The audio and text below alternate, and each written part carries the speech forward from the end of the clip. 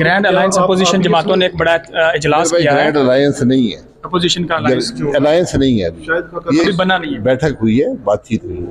آپ کیا تو سمجھتے کیا سر اس کا آگے لاہ عمل کیا ہوگا, اس پہ کیا اتفاق کیا؟ بیٹھیں گے آگے.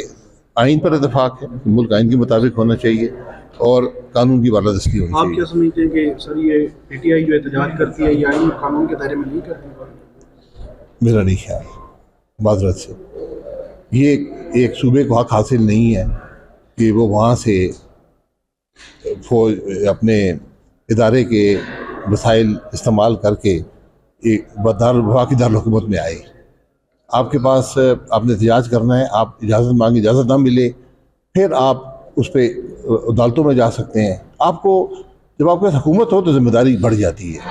آج پی ٹی آئی کے پاس حکومت ہے, اس لیے قانون کے دائرے کے اندر رہنا چاہیے. جو حکومت کرتی ہے بھی قانون کے دائرے سے باہر گئی ہے.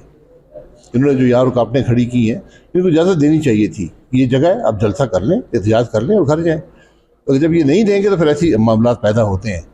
لیکن جب دو خرابیوں سے بہتری نہیں آتی, دونوں اس معاملے میں غلط ہیں.